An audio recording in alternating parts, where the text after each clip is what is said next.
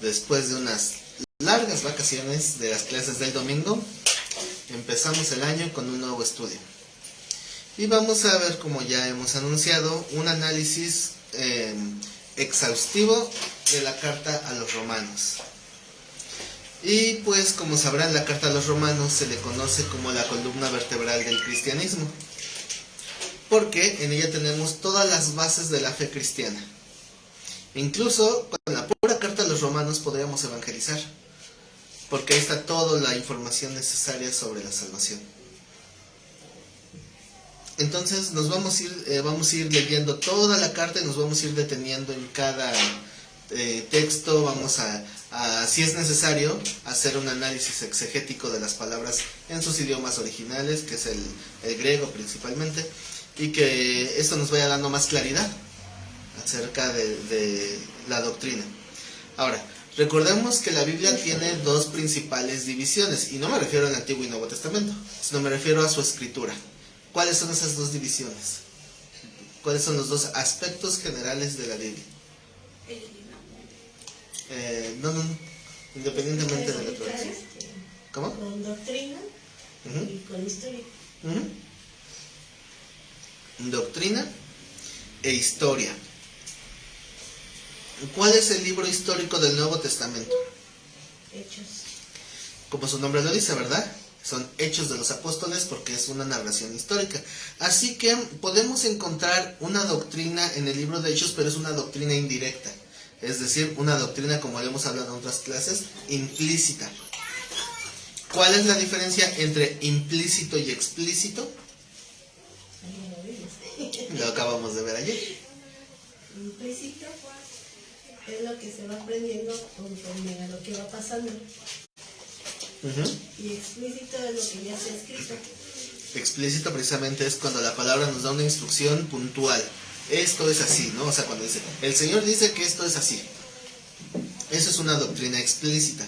La doctrina implícita es la que nosotros discernimos a través de observar y entender cuál es el propósito. En la clase de ayer lo veíamos en el aspecto de cómo Cristo actuaba, respondía, cómo Él demostraba su templanza, cómo Él nos enseñaba a tener un temperamento firme para formar carácter. O sea, son cosas que la Biblia no te dice, debes actuar así, pero tú te das cuenta, ¿no? Pues lo ves. Esa es la doctrina implícita. Y dentro del libro de Hechos podemos encontrar doctrina implícita. Pero hay que tener mucho cuidado, porque no significa que algo que pasó en la historia es porque Dios quería que pasara así, o que Dios lo respalde, ¿verdad? Es lo que tenemos que separar. El área de la escritura que es meramente doctrina es tal cual cuando el Señor dice, esto es lo que debes de hacer, así, así, así. Ahora, aún dentro de la parte doctrinal, tenemos también dos características doctrinales. Uno es la doctrina general y otra es la doctrina específica. ¿Cuál es la doctrina específica? Cuando se nos pide que hagamos ciertas cosas, ¿no? Como lo del bautismo. Son cosas muy específicas, ¿no? ¿Y cuál sería, para poner en un contexto o comparar un poquito mejor, un ejemplo de doctrina general? Lo que es la historia de Jesús, todo eso, ¿no? No. Ir y hacer discípulos. Podría ser. Una doctrina general es la que nos podría enseñar, por poner un ejemplo, que la salvación es a través del arrepentimiento y la fe en Cristo. Es una doctrina general. Pero una doctrina específica es, por ejemplo, cuando dice Pablo, no sé, cuando está hablando en la carta a los Corintios acerca de los problemas matrimoniales. Y dice, si hay problemas en el matrimonio, tienen que darse un tiempo de común acuerdo para poder estar en oración. Si se dan cuenta, es una situación muy específica. No estamos hablando de cosas generales. Y aún así, nosotros quisiéramos muchas veces encontrar doctrinas explícitas o específicas para nuestra situación. Casi queremos que traiga nuestro nombre. Que diga, a ver tú, Manuel Vigenor, quiero que hagas esto el día de mañana, así, así, así. O sea, pues qué padre, ¿verdad? Que me den así todo con punto y coma. Pero va a haber muchas situaciones que vamos a vivir, que vamos a buscar una respuesta bíblica, pero la situación tal cual no viene redactada en la Biblia. Es que hay textos que abarcan muchas cosas, ¿no? Pablo decía, todo me es lícito, Ajá. pero no todo me conviene. Eso es muy general y un tanto ambiguo, que muchos lo pueden manipular, como dice el mismo Pedro, ¿no? Que algunos tuercen las escrituras para su propia perdición. Entonces, nosotros tenemos que sacar o extraer las enseñanzas de doctrina general para poder aplicarlo en nuestra vida y discernir cuál es la voluntad de Dios. Un ejemplo de ello es tal vez el punto de los tatuajes. Cuando un joven dice, me quiero poner un tatuaje. Entonces, ¿qué dice la Biblia al respecto? Algunos, de una manera muy así como que rápida y fácil, buscan un texto de Levítico donde dice, no imprimirás señal sobre tu piel. Ese es el texto que se usa más así general, ¿no? Sí. Sin embargo, es un texto inapropiado. O sea, no nos sirve para cubrir ese punto. O sea, si seamos honestos, no fue hecho para ese punto. El texto fue hecho para no someterse a una esclavitud innecesaria, porque ese era el contexto histórico para el cual fue escrito. No eran de adornos en la piel. Entonces alguien de ahí se agarra, ¿no?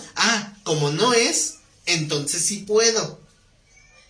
¿Dónde dice en la Biblia específicamente que no te hagas tatuajes decorativos en la piel? No lo dice. Específicamente no lo va a decir, porque no era una moda en aquel entonces. Las marcas que se ponían impresas en piel eran señales de esclavitud. Era un contexto bien diferente. ¿Sí? Nos dice la Biblia que nuestro cuerpo es el templo del Espíritu, ¿no? Entonces podemos tomar ese punto. Es el cuerpo del Espíritu de Dios. Y en Ezequiel nos habla que cuando Ezequiel entra en la parte de atrás del templo, ve muchos demonios pintados en el templo. Que estaban apostatando dentro del mismo templo, ¿no? Porque por las partes traseras del templo se hacían los cultos a otros dioses. Sí, nada más que algunos también, o sea, ya saben que el que busca le va a encontrar, ¿no? Y quien busca un pretexto va a encontrar un pretexto, porque he hablado con varios jóvenes con ese tema, y algunos que quieren hacerse un tatuaje, pues dicen, por ejemplo, ¿no? Que como el texto de Levítico acerca de imprimir señal no está referente a los tatuajes, y si decimos que el templo del Espíritu Santo es el cuerpo, entonces va a decir, ahí está, Dios mandó que en el templo se bordaran querubines, y si yo me tatúo un querubín, es lo mismo. Bueno, ese es el pretexto. El punto está en que el cuerpo que tenemos físico, que es el templo del Espíritu Santo, no lo diseñaste tú, ¿verdad? ¿Quién lo diseñó? Pues fue Dios. Y si ese cuerpo que Dios te dio es para que sea un templo de honra para Dios, llegas tú y lo grafiteas, va a decir el Señor, oye, no me quieras ayudar, yo hice un diseño que para mí estaba bien, ¿por qué quieres cambiarle? Desde mi perspectiva como diseñador gráfico es el peor insulto que le pueden hacer a un diseñador gráfico, porque te piden un diseño que sea apropiado para mi negocio, y entonces... Pero es que ahí abarca muchos temas, pastor, porque también se puede tomar como una disputa, ¿no? O controversia más bien, que ahí pueden tomar muchos el hecho de que las mujeres se pinten el pelo, se hagan más. Por eso digo, cuando alguien quiere encontrar un pretexto, uñas, ¿no? Lo va a encontrar, ¿verdad? Entonces, pueden usar un montonal de referencias, textos, historias, incluso hasta ejemplos de otras personas.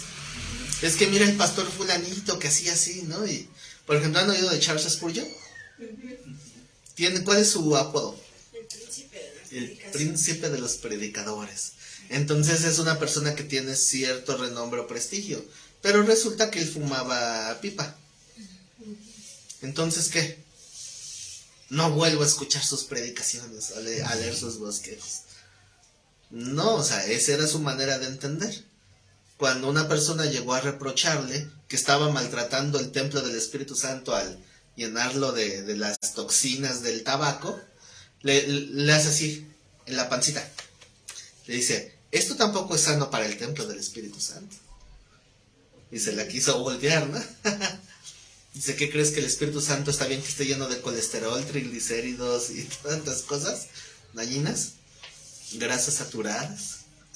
Entonces, igual se hace un alegar, ¿no? La Biblia es un libro que nos va a marcar los parámetros morales que Dios ha puesto. Eso es lo que tenemos que aprender a extraer. Una carta como por ejemplo la de los Corintios es una carta de doctrina explícita. ¿Por qué? Porque la carta a los Corintios, o las dos cartas a los Corintios, son cartas de respuesta a necesidades específicas.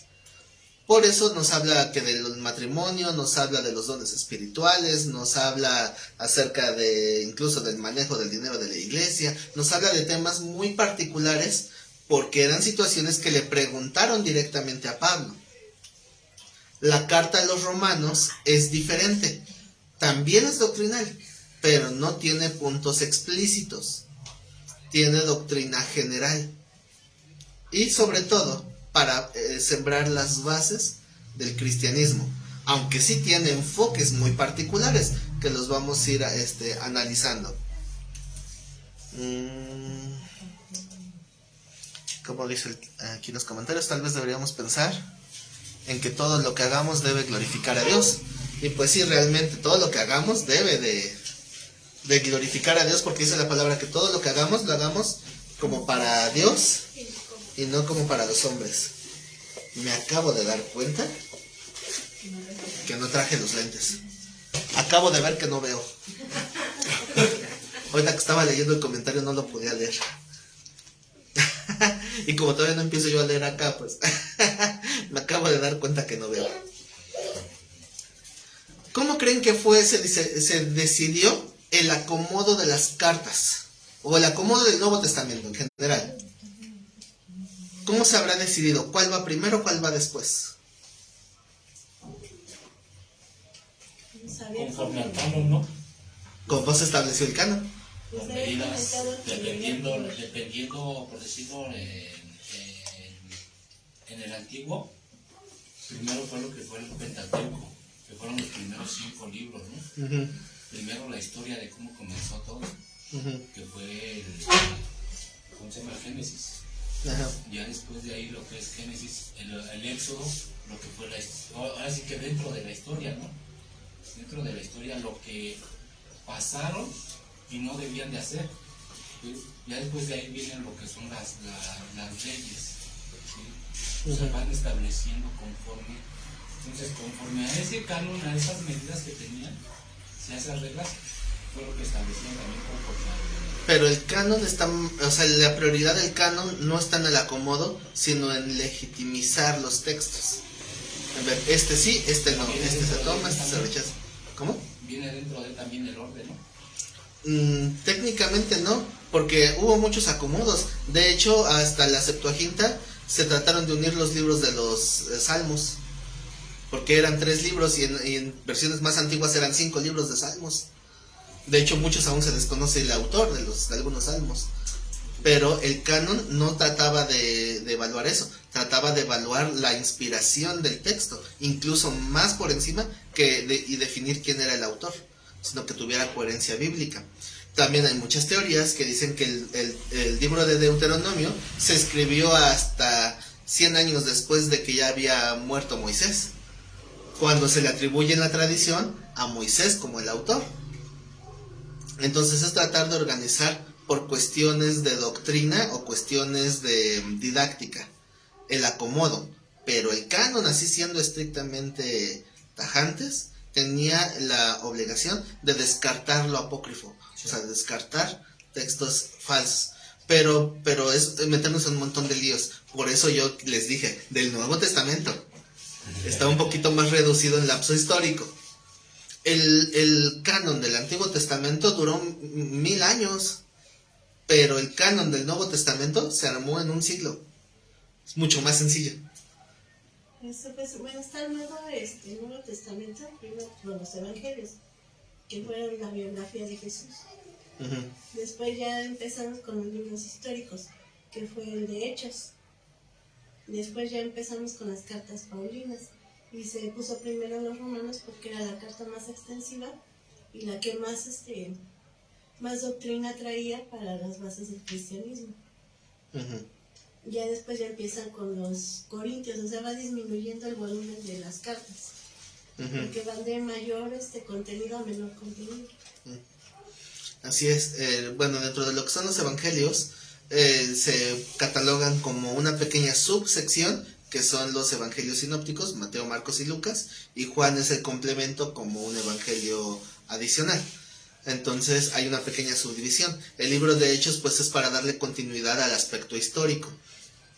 Pero ya cuando hablamos de cartas doctrinales, como son todas las demás, entonces tenemos primeramente la división de las cartas paulinas, que se refiere a las cartas que escribe Pablo, y después las cartas paulinas también se dividen en las epístolas pastorales. Y después de las cartas paulinas, entonces ya vienen las epístolas universales o generales.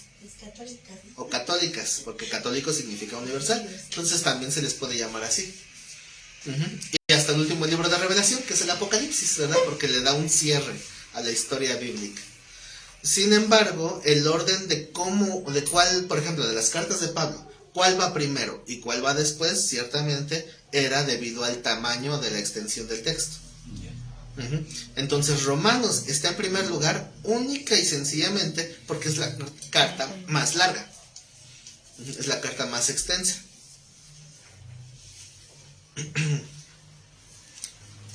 Aunque realmente no tiene que ver con el orden en que fueron escritos.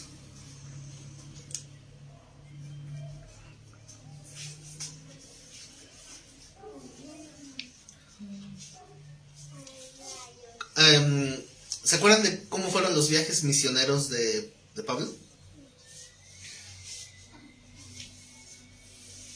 Ya, pues chinos, ¿no? El primer viaje misionero de Pablo abarca un área extensa de todo lo que era Asia, ¿no? Asia Menor. Sin embargo, cuando lo compaginamos el viaje misionero con lo que nos narra el libro de Hechos, o sea, las cartas cuando se escribieron y el libro de Hechos cómo lo compaginamos, vemos que la intención de Pablo era alejarse de Roma. Irónico, ¿verdad? ¿Por qué? Esa era la meta final. El libro de Hechos narra o nos explica, solamente tiene el objetivo de explicarnos cómo llega el evangelio a Roma. Por eso se centra gran parte en el ministerio de Pablo. Y cuando Pablo comienza ese viaje por Asia, trataba de alejarse de Roma, ir hacia Bitinia, que es en el mapa al lado derecho, pero Dios dijo, no, es al lado izquierdo. El Espíritu Santo se los impidió. Y sin embargo estaban esperando, ¿y ahora qué hacemos? ¿A dónde vamos? Entonces tuvieron un sueño de un varón de Macedonia que les llamaba. Y entonces llega aquel varón, dicen, Dios nos dice que es para acá. Y los empieza a guiar. En ese primer viaje se empiezan a fundar iglesias. Pablo estuvo bastante tiempo. Los viajes misioneros no eran viajes de, no voy a ir un mes, 2 meses. No, eran años. O sea, los viajes nosotros los leemos. Pueden ver en sus mapas de la Biblia, porque la gran mayoría de Biblias traen el mapa de los viajes de Pablo. Y vemos la ruta, 1 mes, 2 meses. No, eran 5 años, 6 años en ese viaje. El segundo viaje misionero es muchísimo más extenso. El tercer viaje misionero es de reforzamiento. Toma ciertas rutas más estratégicas para reforzar la obra que se había levantado. El tercer viaje misionero se lleva a cabo alrededor del año 58 después de Cristo. Y ahí es donde se escribe la carta a los romanos. Justamente en ese viaje misionero. ¿Quién fundó la iglesia romana a la cual iba dirigida esta carta? No se sabe.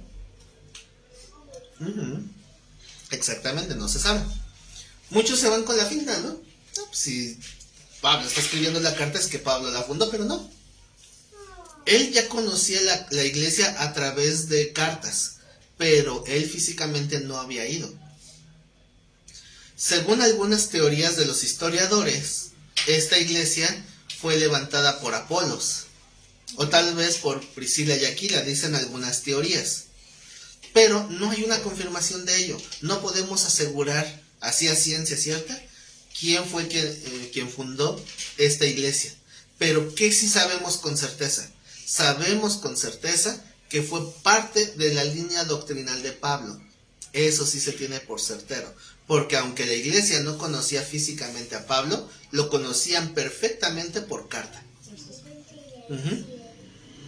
Sabían quién era Pablo, tenían la misma línea doctrinal, así que fue parte de esos viajes misioneros previos que fueron extendiéndose en el evangelismo hasta que en Roma se fundó esa iglesia. Y por eso uno de los propósitos de esta carta era el poder ir a verlos, o sea, anunciarles que quería ir a verlos, que quería ir a conocerlos en persona, aunque realmente pues no fundó la iglesia, esa iglesia en particular, o esa congregación. Entonces,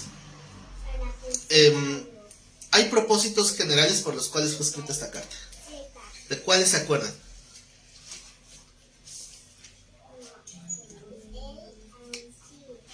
Hay un propósito particular, principal y general de la intención de escribir esta carta.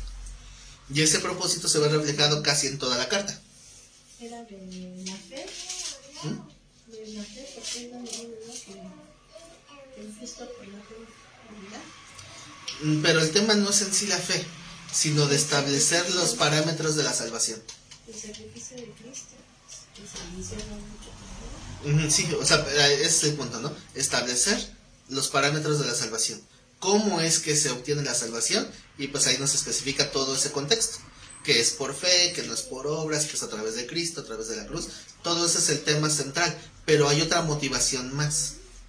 Era cuando decía que todos éramos iguales. ¿Cómo? Que ya no había judío ni griego. Pero ¿cuál era la necesidad? O sea, sí habla eso. ¿Pero por qué? ¿Por qué lo habla? Había una separación, ¿no? Había una separación elitista entre dos grupos étnicos. O sea, todos eran cristianos en esta iglesia, obviamente, pero unos eran de origen judío y otros eran de origen romano. También estaban los judaizantes, ¿no? Que llegaban a distorsionar las enseñanzas. Sí, pero precisamente eran los mismos cristianos judíos que querían judaizar. O sea, estaban confundidos, pensaron que ellos tenían que imponer su doctrina. Así que tenemos dos grupos que manifestaban un terrible pecado. ¿Cuál pecado? La primer señal de la naturaleza caída, ¿cuál es? Apostasía. No, de la naturaleza caída. La apostasía tuvo que haber un acercamiento para después separarse. ¿Cuál? La desobediencia. No. O sea, lo que propicia la desobediencia.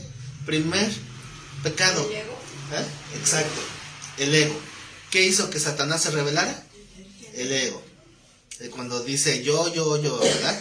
Yo estaré a la par del Señor, yo pondré ahí mi trono y yo. Todo eso. Y por eso es arrojado hasta lo profundo, ¿verdad? Por quererse enaltecer. ¿Qué es lo primero que hicieron Adán y Eva cuando pecaron? Se preocuparon por sí mismos y no por la pareja. Y cada quien vio por sí. Imagínense, Adán escucha. Si tú comes de este fruto te mueres, ¿verdad? Eso es lo que Dios dijo. Pero no les dijo cómo. ¿Será que eran tan inocentes que no sabrían que hay dolor en la muerte? ¿No sabían lo que era sufrir y que por eso no lo consideró? Porque sea como sea, no le preocupó mucho el bienestar de su esposa cuando le pregunta a Dios, ¿por qué pecaste? Si mi esposa, yo no. O sea, pues es su culpa, ¿para qué me la das? ¿Y qué tal si Dios hubiera dicho, a ver Eva, te voy a fulminar, y le manda un rayo? ¿Qué hubiera hecho Adán? Señora, aquí tengo otra costilla, pero ahora te la voy a pedir así. O sea, como que no le interesaba mucho, aunque él sabía que la iba a matar, porque esa era la paga del pecado, ¿no? Y estaba advertido Adán.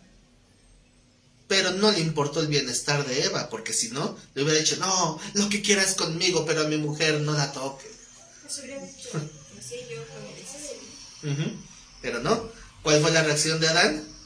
Lavarse las manos. Recuerden que le echa la culpa no solamente a la mujer, sino también a Dios, porque dice, tú me la diste. O sea, tú también tienes culpa, Señor, pues ¿para qué me la das y ves cómo es? ¿verdad? Entonces, no le importaba mucho. Ese es el primer rasgo de la naturaleza caída. Y como precisamente la naturaleza humana lleva al enaltecimiento, este problema estaba muy marcado en esta iglesia por las dos etnias. Es decir, los judíos se sentían superiores por ser los portadores de la palabra, como muchos judíos a la fecha, que se sienten privilegiados y nos hacen menos a los demás. Hay judíos que ni siquiera te dan la mano, porque somos abominables. Somos como perros, dicen. Así nos ven algunos judíos. Pero resulta que los romanos dicen, aquí los que si alguien vale aquí somos nosotros. Somos los conquistadores del mundo conocido. En ese entonces los romanos eran la potencia más grande del mundo. Entonces los dos con una altivez. Sométete a mí. Que tú sométete a mí. Y así andaban. Así que, aunque los términos doctrinales de la carta son muchos, vamos a ver una reiteración muy constante de Pablo para exhortar en contra de este problema. O sea, de la igualdad.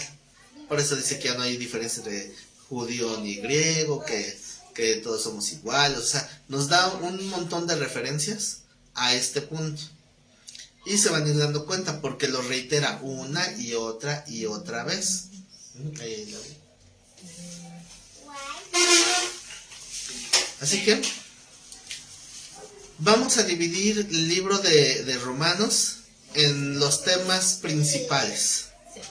Los capítulos del 1 al 8 de Romanos son pura doctrina. Capítulos 1 al 8 son doctrina pura general. Capítulos del 12 al 16 es la doctrina pero puesta en práctica. ¿Cuáles nos faltaron?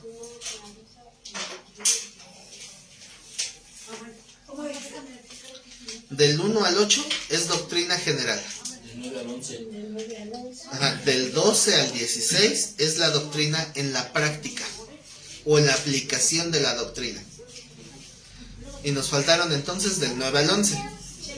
Y del 9 al 11, el punto central de estos capítulos es la posición que tiene Israel en todo esto.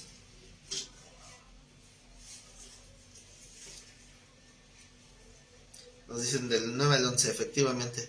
Del 9 al 11 es el punto intermedio donde la doctrina ya ubica a Israel en donde está parado para que después la puedan llevar a la práctica.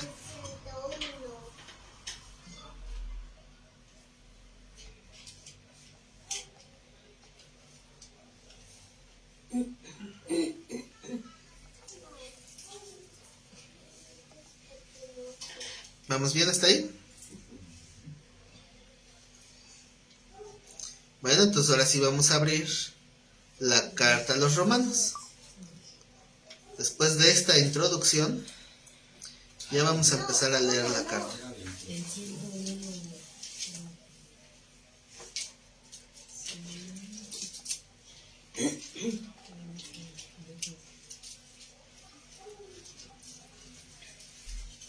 ¿Ya están ahí? Sí. Romanos. ¿Quién escribió la carta? ¿Pablo? No, ¿Quién escribió entonces? su discípulo, no me acuerdo cómo se llama. No. Siempre me gusta ponerles esta trampa. Lean Romanos 16:22.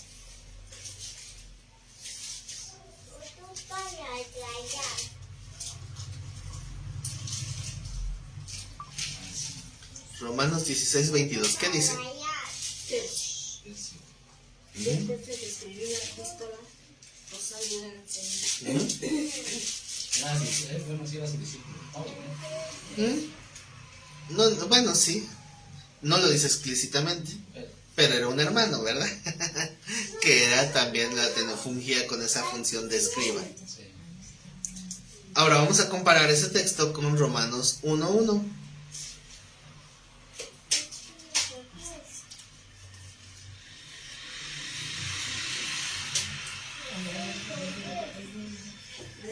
Pablo, siervo de Jesucristo, llamado a ser apóstol, apartado para el Evangelio de Dios. Ahí él sigue con todo su saludo, pero él nos muestra el autor. Entonces, ¿no parece contradecirse? Romanos 1:1 dice que es Pablo. Y el texto que leímos antes, en el capítulo 16, nos dice que es Tercio. Es que solamente un tercio escribió. Ah, no es cierto. No, ¿verdad? ¿Cómo lo explicamos? ¿Quién fue entonces? La escribió Tercio, pero se lo dictó Pablo. Es que es lo mismo, la misma, pues sí que pues, ejemplo, ¿no? que se da. Muchos dicen, es que la Biblia no la escribió Dios. El ejemplo que daba, ¿no? O sea, cuando tú escribes una carta, utilizas un lápiz, ¿no? ¿De quién es la carta del lápiz? Pues no, es mía porque yo la estoy escribiendo. Es así lo mismo, ¿no? Aquí era lo mismo, la misma situación. Pablo era el que daba todo ahora sí que el contexto, ¿no? Así es. Y el único que hacía Tercio era escribirla. Era fungir como máquina de escribir, ¿no? El escriba. Vale, les voy a decir una pregunta que tiene dos respuestas. Espero que la respondan bien. La misma pregunta, depende del enfoque, se puede responder correctamente de dos maneras. Y la pregunta es, ¿quién es el autor de la carta a los romanos? ¿Cuáles son esas dos respuestas? Pues el autor en realidad es el Espíritu de Dios, porque era el que movía a Pablo. ¿Y cuál es el otro entonces? Pablo. ¿Pablo? Sí. Y no cayeron, yo pensé que me iban a decir Tercio. Es que era el Espíritu en el mover de Pablo, pero Pablo también con su experiencia como persona. ¿Sí? Recuerden que la inspiración de la escritura no es dictada. O sea, no es que le diga a Dios, escribe esto, ¿no? Lo que sí pasa con Pablo hacia Tercio. Sí. ¿Sí han visto un programa de computación que se llama Word? Tú puedes escribir un montón de cosas y después le pones ahí una función que dice corrector ortográfico. Y te va diciendo, esto es lo que querías decir, ¿verdad? Después hay otra función que se llama corrección de estilo. ¿Sí la han visto? Le pones un botoncito y te pone los títulos más grandes, centrados, te pone viñetas, te pone puntos y coma, te da sangría, te da doble espacio. Te dice que hasta pongas la letrita así. Ah, bueno, sí, ya son otras aplicaciones, ¿verdad? Pero la corrección de estilo es automática. Antes lo que se utilizaba era ir con el que escribía las cartas, ¿no? ¿Con el que escribía las cartas? Ajá, con el que tenía su máquina de escribir y se le dictaba la carta. Como en Santo Domingo. Más o menos. Pues sí, ¿verdad? Es lo mismo. Quería preguntar, entonces aquí en la segunda pregunta que hiciste, el autor era el Espíritu Santo y el que lo escribió puede decir que es Pablo. Podríamos decir que sí. Pablo viene siendo ese corrector de estilo. ¿Por qué? Porque Dios le permite a Pablo expresar la revelación que Dios le está dando, o la inspiración que le está dando, para que él lo redacte con su estilo, con sus palabras. Y Tercio no debe de quitar ni de poner. Ahora, resulta que Tercio cometió una falla. Cometió un delito. O sea, y no estoy exagerando, o sea, en ese tiempo era considerado un delito meter su propio nombre. Él no tenía por qué haberse mencionado a sí mismo, porque le está robando autorial, verdadero autor, hablan en cuestiones meramente de escritura literaria, que era Pablo. Pero se entiende que Tercio era una persona que tenía confianza con Pablo. Entonces lo correcto es que él hubiera dicho, y Tercio les manda saludos. Pero no, se toma una libertad. Yo escribí. Ajá. Imagínense que en estos tiempos que estamos con el celular grabando y todo eso, y que de repente alguien está el camarógrafo ahí enfocando, y de repente se pone delante de la cámara y dice, hola. Así lo mismo hizo Tercio. Se puso a la vista de la gente, ¿cómo? En la escritura. Él no tenía que haberse llamado a sí mismo. Porque en lo que leímos ahorita del capítulo 16, pues él habla en primera persona, ¿verdad? Dice, yo Tercio que escribí la epístola, os saludo. Dice en el versículo siguiente, os saluda Gayo, hospedador mío y de toda la iglesia. Cuando dice hospedador mío, ¿se refiere hospedador de Pablo o hospedador de Tercio? ¿Sí? Pero no, porque ahí ya se acabó la intromisión de Tercio. Porque toda la carta tiene que ser escrita en primera persona. O sea, realmente era muy raro que un escritor escribiera su propia carta. Lo normal es que alguien tomara el dictado. ¿Quién era el escriba de Pedro? Marcos.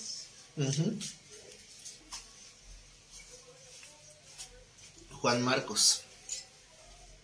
¿Sí sabían, no, que se llamaba Juan? Entonces él lo ocupó como escriba. Dicen, sí, porque Pedro era iletrado. No era analfabeto. Simplemente era la costumbre, ¿verdad? Entonces, esta pequeña confusión de ahorita de que dice hospedador mío, ¿de quién? ¿De Tercio? No, de Pablo. ¿Por qué? Porque la carta está escrita en primera persona. Pero eso es lo que ocasiona a Tercio por andar metiendo su cuchara, porque lo que hizo no era correcto. Pero bueno, es solamente un detalle de la formación de la carta, porque Tercio tenía tanta confianza con Pablo que no le importó meter su cucharota. Así que el autor es el Espíritu Santo, pero aquel que puso el estilo literario es Pablo. Habla con sus propias palabras. Y Tercio no tiene nada que ver excepto de esa intromisión. Era judío mesiánico, Pablo. Judío mesiánico. Podríamos decir que sí. Era cristiano ya. Vamos a iniciar entonces ahora sí la lectura.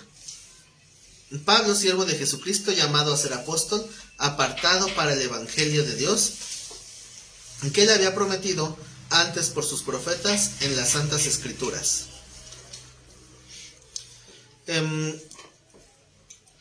¿A qué hace referencia la palabra apartado para el evangelio? Santificado. Pablo fue santificado. Así es. En este aspecto sí, ¿verdad? Llamado a ser apóstol. Ahora, ¿por qué siempre Pablo hace énfasis en su llamamiento de apóstol? Porque muchos no lo creían. Muchos no lo creían, principalmente por su historial, ¿no? Y enseguida, pues igual por el hecho de que muchas doctrinas que entraban, ¿no? También porque decían que no estaba con el tiempo de Jesús. Exacto, ese es uno de los principales. Por culpa de Pedro, porque Pedro habló imprudentemente. Cuando él no tenía ni la guianza de Cristo, ni la llenura del Espíritu Santo, se le ocurrió hablar a Pedro, ¿verdad? En el libro de Hechos, y dijo, tenemos que buscar quién va a tomar el lugar de Judas, porque está profetizado que alguien debe de ocupar su lugar. Y entonces les ocurre como que, pues ahorita que estamos aquí sin hacer nada, ¿qué les parece si para matar el tiempo elegimos quién? ¿Qué no se supone que es Dios el que levanta apóstoles? Porque eso dice en Efesios 4:11. Él es el que constituye a los apóstoles. Se vio en el Nuevo Testamento, pastor. Sí, no lo leyó.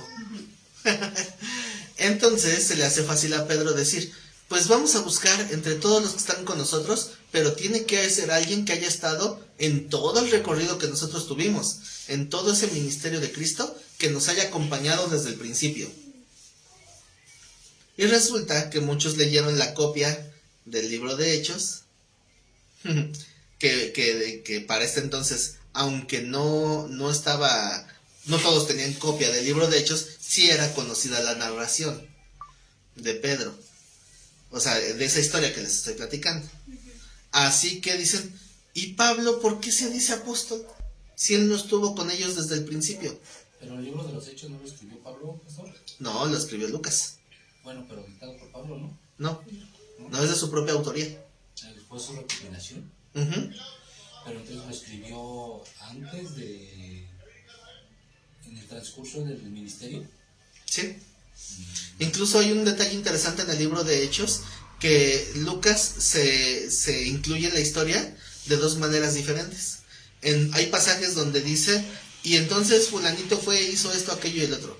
Pero hay otras partes donde dice, y entonces fuimos y aquí hicimos esto o lo otro. O sea, hay partes donde él es participante de la historia que está narrando. porque nos da de alguna manera la impresión de que lo fue escribiendo a lo largo de que investigó, y también los hechos iban ocurriendo. Iba recapitulando la historia. Es una teoría, porque no hay una corroboración histórica. Otros dicen, no, esto se escribió hasta después. Incluso hay quienes dicen que ni siquiera fue Lucas, que fue un discípulo de Lucas, que le atribuyó la autoría. Pasa lo mismo que con Eclesiastés. ¿Quién escribió Eclesiastés? Salomón. No es cierto. Nadie sabe. Nadie sabe qué. Pero la autoría se la dejan a Salomón, porque el autor de Eclesiastés se refiere a los dichos del predicador, y que significa Eclesiastés, refiriéndose a Salomón. O sea, el autor del libro de Eclesiastés le atribuye todo lo que está escrito ahí, que provino de Salomón. ¿No fue un escriba como tal? Tuvo que haber sido, pero o no sea, fue por mandato de nadie, No fue por dictado por Salomón, ¿no? porque habla en primera persona de Salomón, ¿no? No, porque precisamente a diferencia de esta carta de Romanos, donde Pablo habla en primera persona, el Eclesiastés no habla en primera persona. Dice, vanidad de vanidades, dijo el predicador, no dije yo. Dice el predicador. Entonces es un estilo literario Hay diferente. una parte donde dice yo me propuse. Sí, justamente después de decir, esto es lo que dice el predicador. O sea, de todos modos, él sí deja en claro en la narrativa que él no dijo esas cosas, excepto el final. El final, donde dice, la conclusión a la que llegamos es, teme a Dios. Sí. Pero eso no lo dijo Eclesiastés, o sea, el Salomón. No, eso lo dijo el autor desconocido. Para que no te pase lo que a Salomón. Ajá, para que no te pase lo que a Salomón. Está interesante, ¿no? Todo Sí, esto de la sí, formación sí, sí. bíblica. Pequeños detalles. Y bueno, llevamos a 1 hora y todavía no empezamos. Bueno, digo, a escudriñar la carta como tal.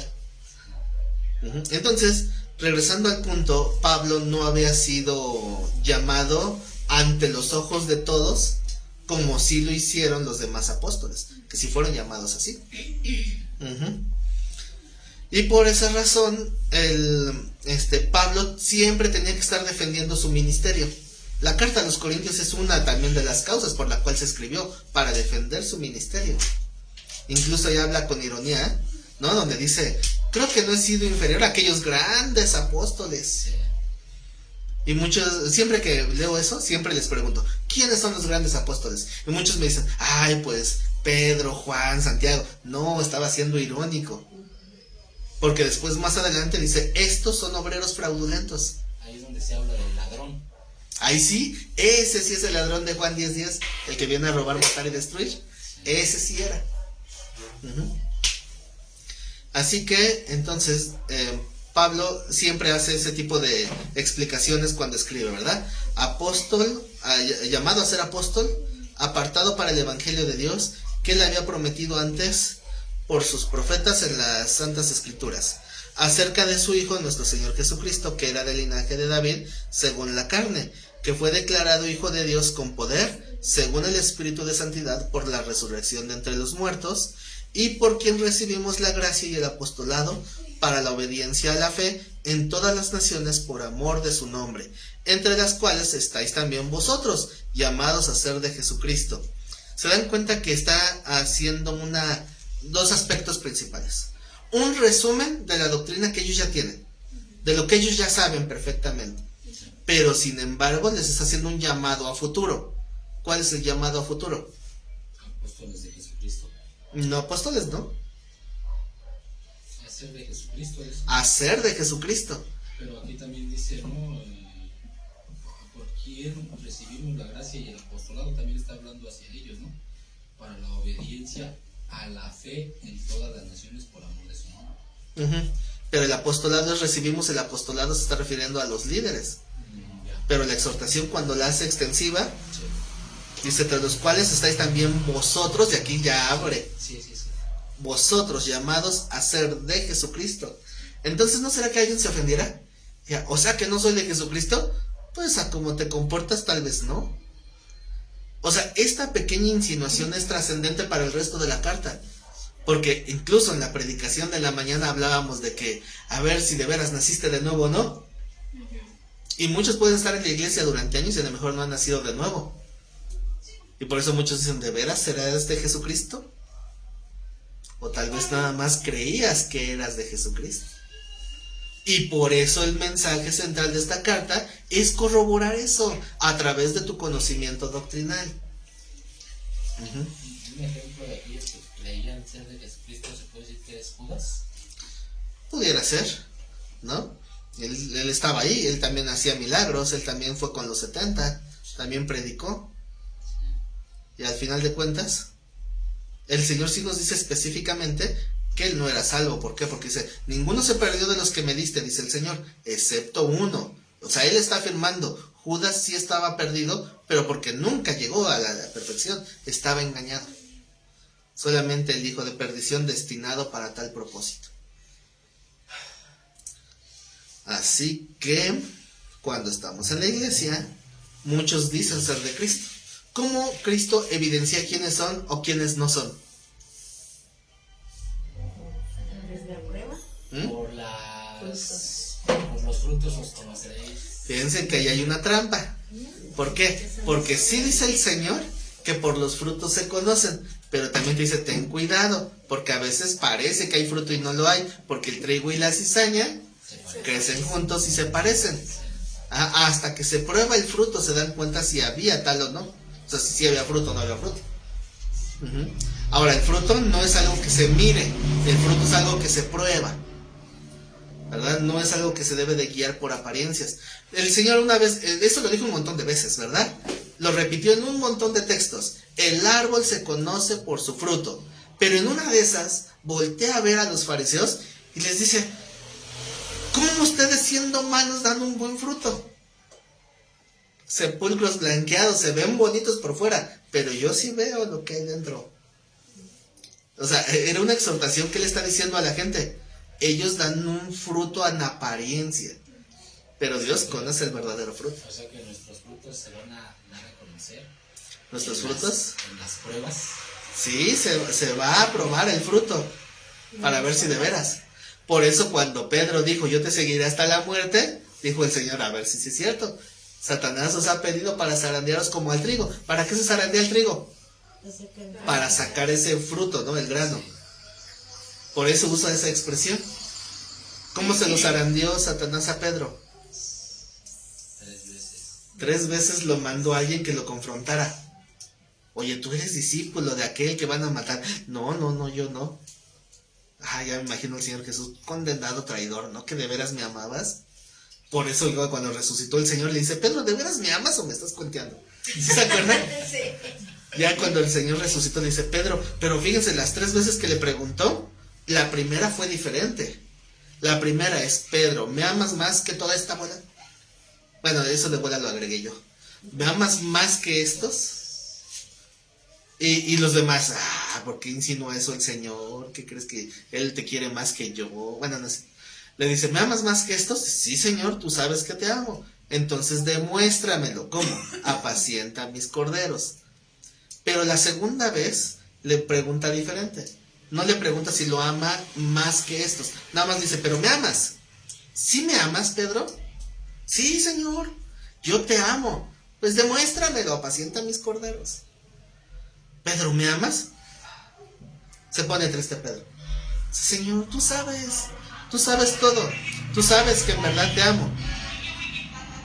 Nada más porque la escritura no nos muestra énfasis a veces, ¿no? Pero tal vez el Señor le hubiera dicho, pues entonces demuéstralo, ¿no? Le vuelve a repetir 3 veces.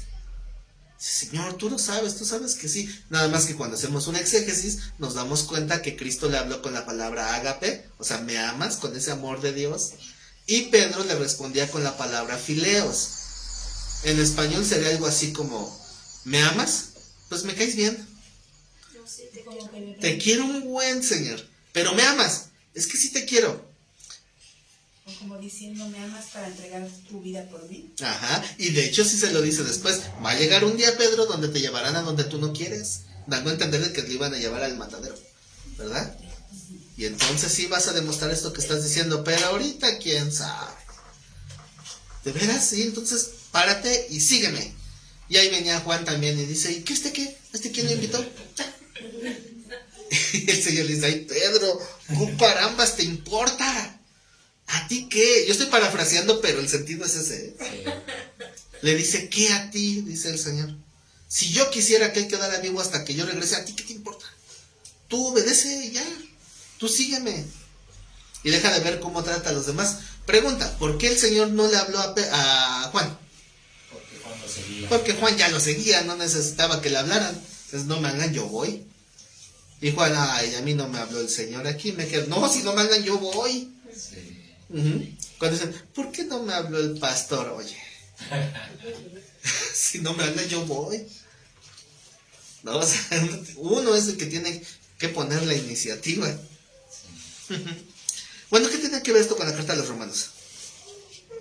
Que era parecido al de Pablo como de Pedro. Iba a otro punto, pero ya se me olvidó la verdad. Lo quería relacionar con otro punto de Pablo, pero se me fue la onda. Pero ahorita la vuelvo a agarrar, no se preocupen. Entonces estábamos leyendo de llamados a ser de Jesucristo, ¿verdad? A todos los que estáis en Roma, amados de Dios, llamados a ser santos. ¿Qué significa llamados a ser santos? Apartados. Ajá, llamados a que se aparten del mundo. Gracia y paz a vosotros de Dios, nuestro Padre, y del Señor Jesucristo.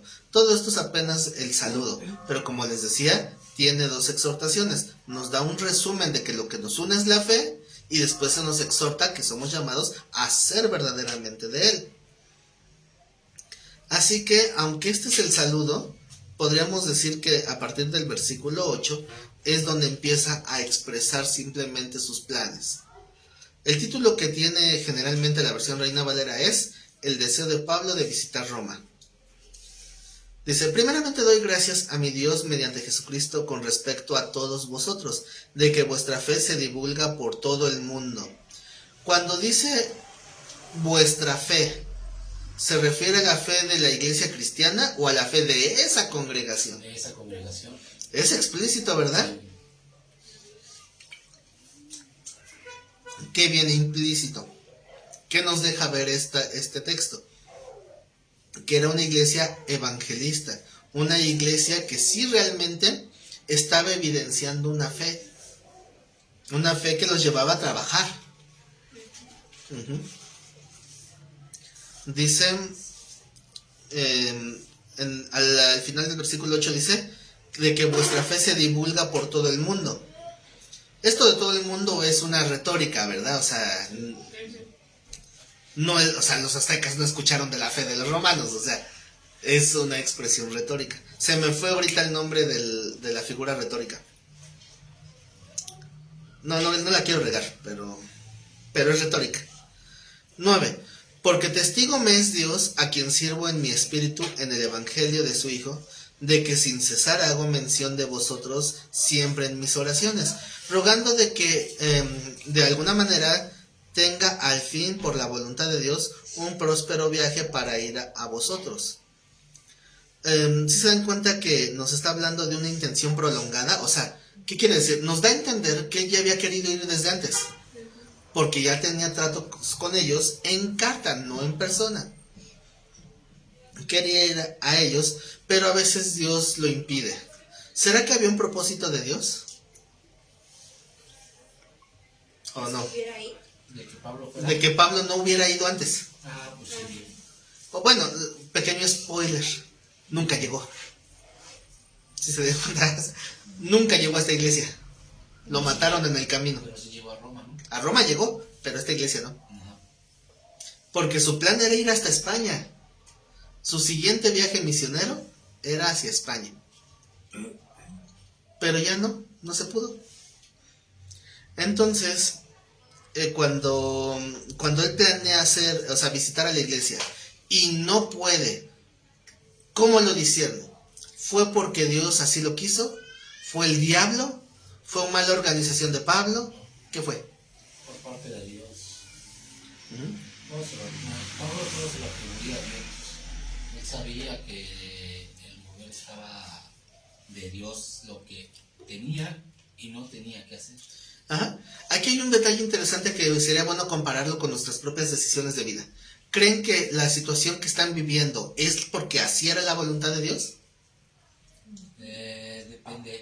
Depende de la situación. No, pero o sea, hablo de la situación presente que estamos viviendo cada quien de una manera personal. O sea, mi vida, lo que estoy viviendo hoy, esto, o sea, estoy viviendo así. Si es tal vez con carencia, tal vez con enfermedad, tal vez con esto, con aquello, con todo nuestro entorno. Tal vez peleado con mi primo fulano, o no sé, o sea, la situación que estamos viviendo en nuestra vida, ¿es porque Dios así lo quiso? Sí, son consecuencias, ¿no? Pero no porque Dios lo haya querido. Pero dentro de Dios es lo que decía, ¿no? Conforme a su voluntad permisiva, Todas las cosas las hace. él las torna hacia bien para nosotros, ¿no? Así es, pero no porque Dios lo haya querido así. Porque Ajá. éramos necios. Sí, es como cuando estudiábamos la historia de José el Soñador, que pasó por un montón de cosas, y cuando ya es el gobernador de Egipto, él le dice a los hermanos, no les pese haberme vendido, porque para preservación de vida me ha traído el Señor. Sí, pero lo podía haber llevado a ese lugar de otra manera diferente. O sea, el camino no era porque Dios quisiera esa ruta, porque entonces significaría que Dios movió el corazón de los hermanos para que lo vendieran, que de hecho no querían venderlo, querían matarlo. En la misericordia de Dios ahí se cumple ese texto, ¿verdad? Que lleva las cosas a bien. No es coincidencia, Dios les manda a esos mercaderes de esclavos para preservarle la vida. Porque también faltó prudencia, ¿no? Ujú. ¿Se acuerdan cuando habló con el copero en la cárcel? ¿Era voluntad de Dios que el copero se olvidara de él? ¿No? Es que tenían que esperar hasta los años de vacas flacas. No, pues el Señor fue el que mandó las vacas flacas. Podría no haberlas mandado. Se acordaron de José. Sí, porque eso es lo que sí cumple el texto bíblico.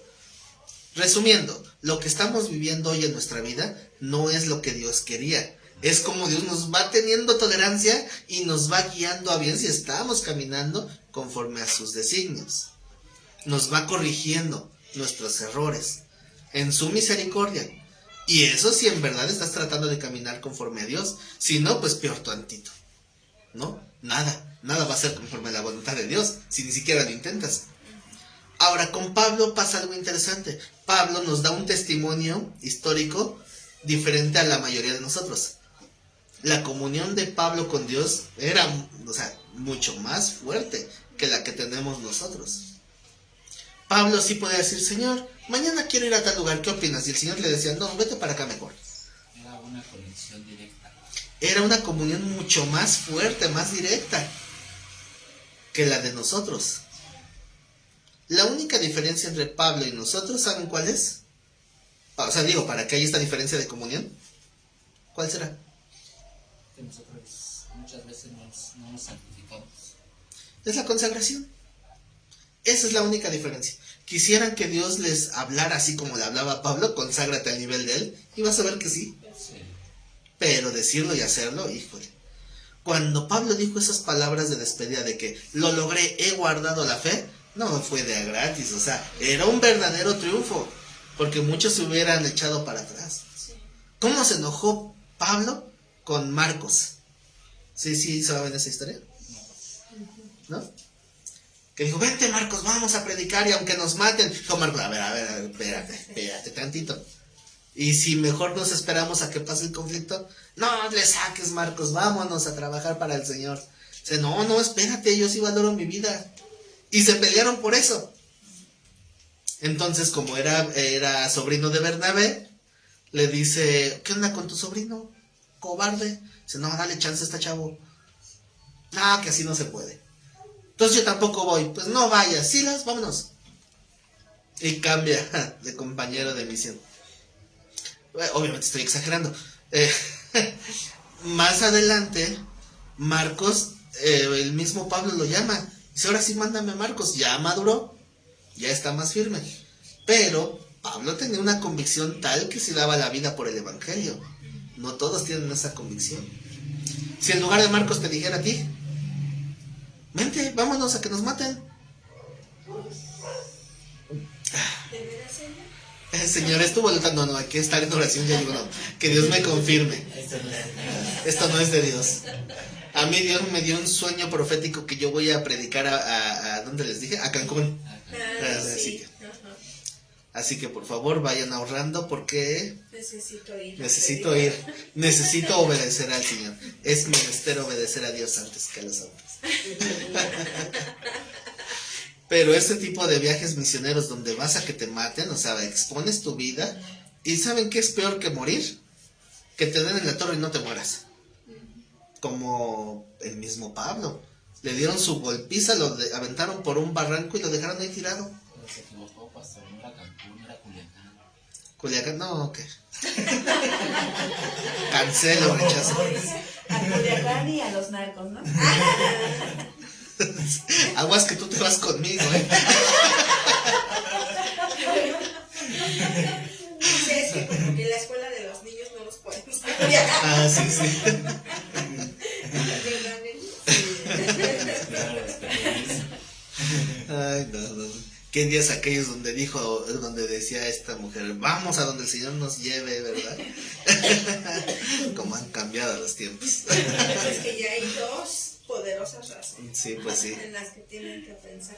¿Verdad, Nelly? Pues por eso les digo que Cancún. Bueno, ya dejemos mis sueños guajiros. Entonces, regresemos al texto. ¿En cuál me quedé? 11. ¿Vamos a empezar el 11? El de lo- Ah, sí, leí el 10. 11. Dice, porque deseo veros para comunicaros algún don espiritual, a fin de que seáis confirmados, esto es, para ser mutuamente confortados por la fe que nos es en común a vosotros y a mí. Parece un texto sencillo, pero sí tiene un trasfondo un tanto profundo. ¿Cuáles son las palabras más importantes en este texto, en estos versículos? Un don espiritual. No tanto el don espiritual, sino confirmados y confortados. Confirmados al final del versículo 11 y confortados a la mitad del 12. Esos son los propósitos. ¿Cómo? O sea, ¿por qué alguien necesita ser confirmado y confortado? Es lo principal, ¿no? Necesitamos que nos confirmen que somos de Dios y en el camino que debemos de andar. Bueno, es que sí lo necesitamos, pero no debiéramos necesitarlo. O sea, deberíamos estar bien seguros. Bueno, sí, Ajá. ¿no? Pero O sea, por decirlo aquí nosotros, en este aspecto, nosotros que cambiamos, por decirlo así, la doctrina antigua que teníamos a la que ahora tenemos, estamos siendo confirmados, ¿no? ¿Saben qué? Dios nos está confortando, Pero ¿de qué manera somos confirmados? haciéndonos ver la realidad del Evangelio, ¿no? Ujú. Porque muchas veces eso es lo que pasa, que nos meten doctrinas, pues ahora sí como dijeron ahorita que la palabra doctrinas guajiras, ¿no? Al final de cuentas, ¿no? Ujú. Sueños y que no son lo que en realidad Dios pide de nosotros. Sí. Imagínense que le quieren comprar un celular a un niño de 5 años o de 4 años y le compran un nuevo iPhone. Dicen, que desperdicio, dénmelo a mí, dice.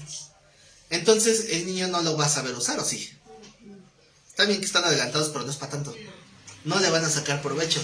Entonces lo va a tirar, lo va a romper o algo, y entonces va a llegar el papá y le va a decir al de la tienda, tu porquería no sirve. Esto no me sirve. ¿Cómo es posible que no le puedo sacar ningún provecho? ¿Y qué le va a decir el de la tienda? Pues para que se les da al niño, ¿no? Que no sabe. Dice, el producto sirve, pero no lo sabes usar. Ajá. Ajá.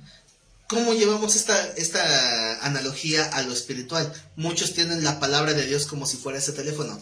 La palabra sirve para mucho, pero si no la sabes usar, le echan la culpa luego a Dios.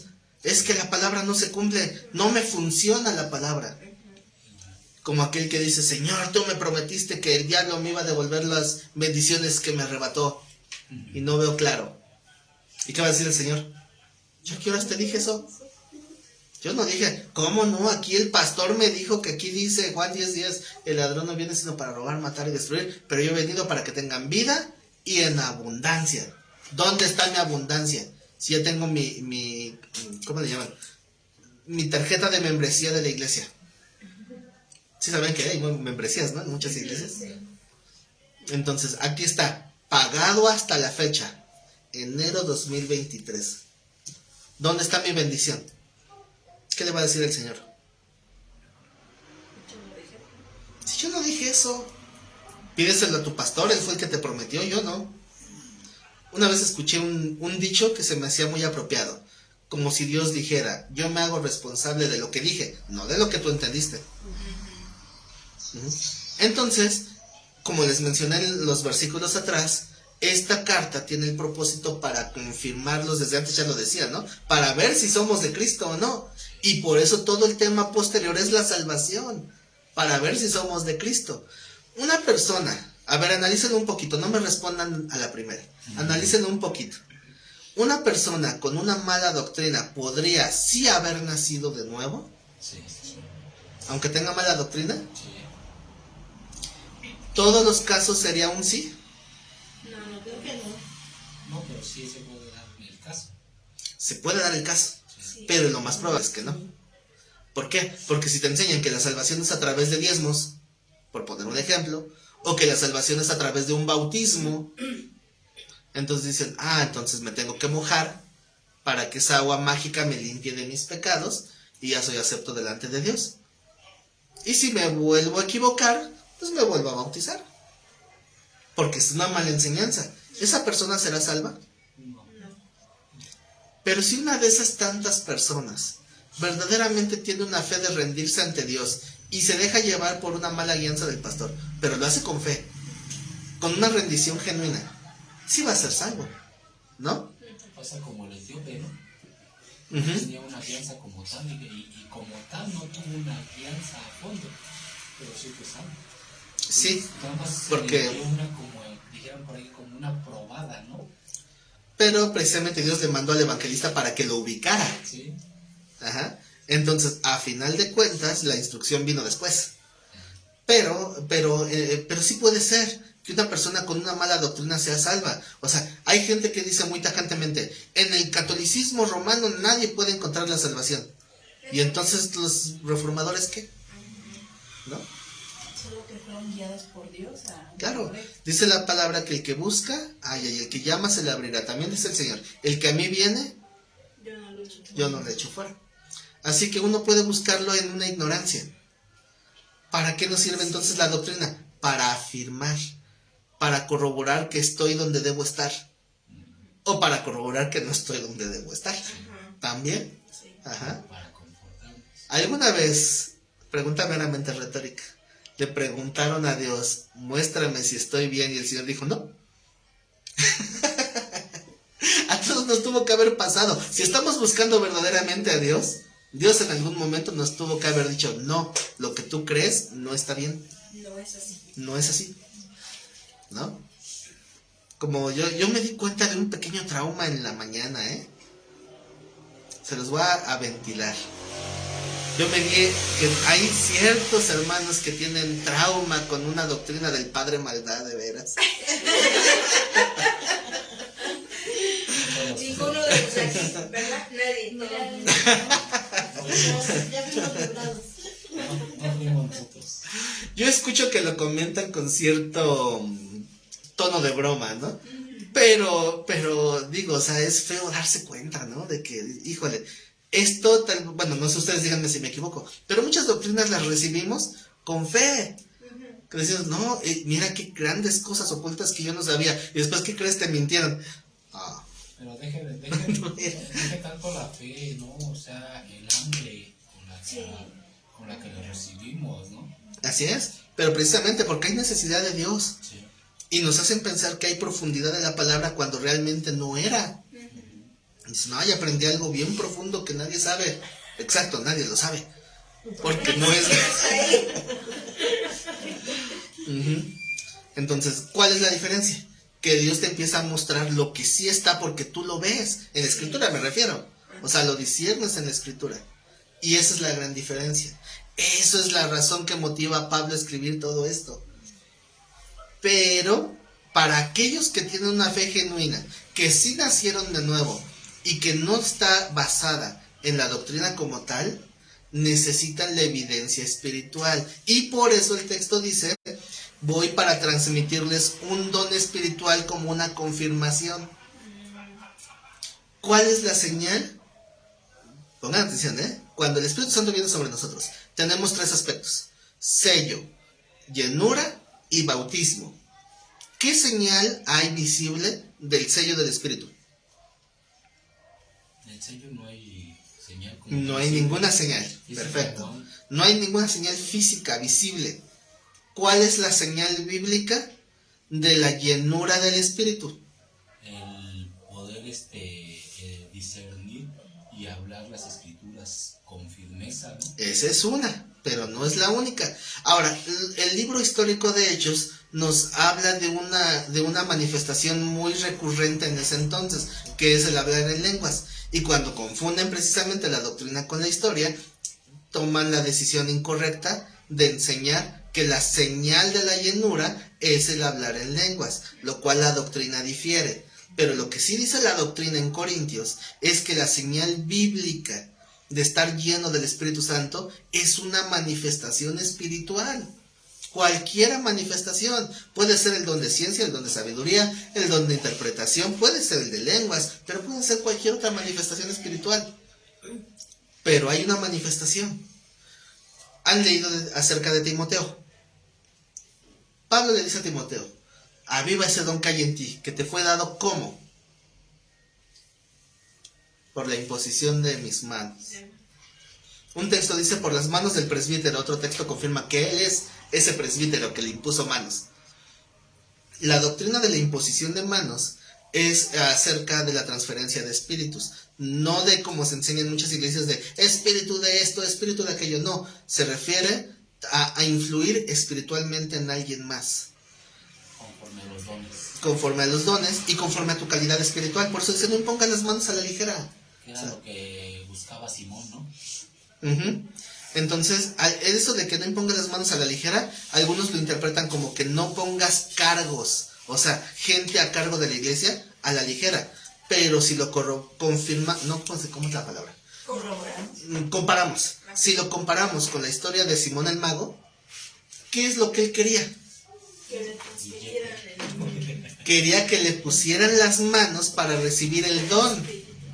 O sea, esa es la doctrina un tanto extraviada o perdida de la imposición de manos, porque ya nos enseña. Pero no se enseña porque es muy fácil de contaminar esa doctrina. Si uno está lleno del Espíritu Santo, uno puede, ¿cómo se dice? Verter, ¿cómo se dice? Vertir. Eso. De tu unción en alguien más. Entonces puedes transmitir un don espiritual. Es algo que actualmente ni siquiera conviene usarse por todo el contexto de la apostasía actual. Pero en aquel entonces era una doctrina recurrente, confirmada por toda la Biblia. No es una idea personal. El mayor ejemplo para mí es la historia de Simón el Mago. Dice, él vio cómo cuando imponían las manos recibían el don. Dice, yo quiero que me den eso. ¿Cuánto? ¿Ya cómo? Para que cuando yo también ponga las manos pueda transmitir el don espiritual. Entonces, cuando analizamos la doctrina de los dones espirituales en Corintios, nos habla de que los dones dan una confirmación de la llenura de Dios. Entonces, estos hermanitos andaban tembeleques, ¿por qué? Porque no estaban llenos. Y decía, yo quiero ir a transmitirles algún don espiritual para que sea una confirmación para ustedes. Y entonces el bautismo del Espíritu. El bautismo del Espíritu es esa primer carga, por llamarla, así como si fuera la gasolina del carro. La primer carga, la primer llenura, ese es el bautismo. Pero esa es la primera. O sea, en la primera llenura, ahí viene el bautismo del Espíritu. Ajá, porque recuerden que la palabra bautismo significa sumergido. Sí. Entonces, ya cuando nos llega a suceder que nos vaciamos, por decirlo, del Espíritu, puede haber otra vez la llenura del Espíritu. Pero no es cuestión de Dios, es cuestión personal, por eso después se vuelve mandamiento. El bautismo es cuando el Señor nos dice, estás listo, te voy a llenar el tanque, ahora ahí está el combustible. Como dijo el Señor en Hechos 1:8, me seréis testigos, pero recibirán ese poder. cuando reciban, cuando venga sobre ustedes. ¿Sobre ustedes? ¿A qué hace referencia? Bautismo, pues estar cubiertos. Entonces dice el Señor, quiero que me vayan a hacer una entrega del Evangelio. Ahí está, tanque lleno. Clic, clic, clic, clic, clic, clic, clic. ¡Pum! Ya está. Fluyen las lenguas, fluyen los dones espirituales. Ahora sí me como el mundo. Y después vienen los afanes, las persecuciones, todo eso. Y empieza a bajar. Empiezan a titubear, a cansarse. Dice el Señor, ya no te voy a dar otro bautismo, ya te bauticé. Ahora dice Pablo, lo escribe, sean ustedes llenos del Espíritu Santo. Ustedes sigan llenándose de Dios, pero ya es una responsabilidad personal. El bautismo el día de Pentecostés no es algo que los discípulos hayan propiciado por mérito propio. Fue el primer empujón que Dios les da para iniciar la gran comisión. A partir de ahí, la llenura, el mantener el nivel lleno, ya depende de una comunión personal. Pero se puede volver a tener ese mismo sentir, por decirlo, del Espíritu. Sí, porque al final tiene que fluir lo espiritual en nosotros. Y de hecho, la meta de Dios ni siquiera es estar llenos, La meta de Dios es que seamos una fuente, como dijo el Señor. Sí. De ustedes correrán ríos de agua viva. Uy, ni a Riachuelo llegan, ni a Chisguetito llega, porque ni a gotera, ni siquiera. No tienen ni el 10% y ya quieren ser una fuente, ¿no? Era lo que le sucedía al Señor Jesucristo, ¿no? Que él era una fuente de agua viva, ¿no? Sí. Por eso cuando lo toca a la mujer dice... Poder salió de mí, exacto. Ya. Entonces, esa es la confirmación. Sí. Les he contado que yo no soy mucho eso de estar imponiendo manos y no creo mucho en eso de que los tocas y se caen. No soy afecto a eso. Pero me pasó alguna vez de que ponían las manos en la gente y la gente se caía. Lo que me quedé así como que... A ver, ¿quién quiere que estoy para dar y repartir? O sea, no es algo que yo lo esté propiciando. Pero en alguna ocasión estaba una persona orando así, o sea, yo estaba sirviendo en un retiro espiritual donde eran puros líderes, yo estaba ministrando. Y entonces estamos orando por la llenura del Espíritu Santo. Entonces me mueve el Espíritu a orar por un pastor. Le digo, en el nombre de Jesús, sé lleno del Espíritu Santo. Y cuando le digo así, pongo la mano sobre él, ni siquiera lo toqué, no lo empujé, porque algunos te tiran. Sí. Ni siquiera lo toqué. Y como si lo hubieran levantado y se va así de espaldas. Yo, caray. A ver, voy con otro oro igual y cae. Y todos cayeron. Dice, yo también quiero.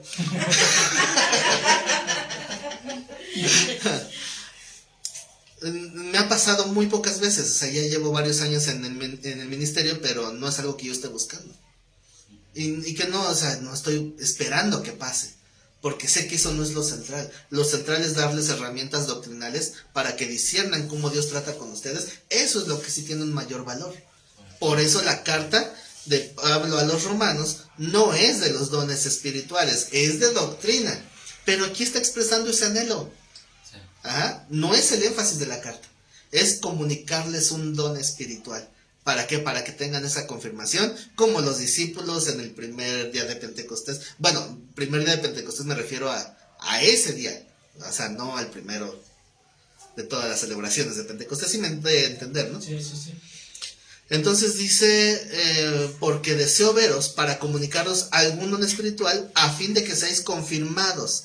Esto es, para ser mutuamente confortados. Es decir, la motivación de confirmarlos tiene una intención de dar consuelo. De ser, ¿cómo dice la palabra? Confortados por la fe que nos es común a vosotros y a mí. Cuando una persona es débil espiritualmente, ¿cuál es la primer señal de la debilidad espiritual? Aparte de que llore y llore y llore. No es cierto. ¿Cuál es la primer señal de la debilidad espiritual? La duda. El cuestionar. Y la duda es lo opuesto a la fe, es parte de ello. Pero, ¿cuál es una evidencia? Cuestionar. No necesariamente porque aún teniendo fe tenemos que cuestionar, como los de Berea. ¿Ya? O sea, a ver si de veras es así. Hay una señal espiritual de que muestra la debilidad en la fe. o la debilidad espiritual, como lo quieran llamar. Se le llama el deseo de mirar. ¿Por qué? ¿Qué es la fe? Certeza de lo que se espera y convicción de qué. De lo que no se ve. ¿Cómo demostramos falta de fe? Deseando ver, Pruebas. pidiendo pruebas. Como dijo Santo Tomás, hasta no ver, no creer. Pero yo prefiero la frase de San Agustín, que dice, el ver es la recompensa del creer. Y eso sí es más teológico y más bíblico. Digo, ¿por qué Tomás se equivocó si él es personaje bíblico? Porque estaba discerniendo carnalmente. Así que, para poder ver lo espiritual, tenemos que movernos en la fe. No puede ser al revés. Una persona que diga, Señor, dame una señal para ver si creo, ¿qué va a decir el Señor? El Señor no puede ser tentado. ¿No se acuerdan que así le dijo Satanás al Señor, provocándolo a que tentara al Padre? Y el Señor le dijo, no, escrito está, no tentarás al Señor tu Dios. Así que no podemos pedirle pruebas. Porque a Gedeón sí le funcionó. Sí saben lo del tapete, ¿no? El vellocino de oro. El vellocino que no era de oro, pero ahí estaba, ¿no? El vellocino mojado. ¿Por qué a él sí? Porque en el tiempo de Gedeón no había Biblia, no había maestros, no había pastores, no había nada. Entonces Dios dice, le voy a conceder esto. No había oráculos incluso, ¿no? No. Bueno, sí había en otras culturas, ellos no tenían. Entonces, los sacerdotes ni siquiera estaban cumpliendo con su función. ¿Cómo le hago para saber si de veras es de Dios? Señor, dame una señal. Con perdón de los que escuchen, pero cuando alguien le dice así a Dios, está demostrando ignorancia. Perdón, pero si alguien lo dice, eso es ignorancia bíblica. Porque yo sé que tal vez muchos lo dijimos en algún momento. Yo también lo dije. Pero eso es ignorancia. Porque el enemigo puede tomar esa oportunidad. Y lo ha hecho y lo sigue haciendo. Y confunde a millones de personas. Porque dicen eso. ¿Por qué muchos se van de rodillas a la basílica? Porque pedí una señal y me la dio. ¿No nos advierte la Escritura que hasta Satanás se disfraza como ángel de luz? ¿Que le hará señales y prodigios mentirosos? Entonces, ¿cómo le dices una señal si sabes que el que te puede responder es el otro?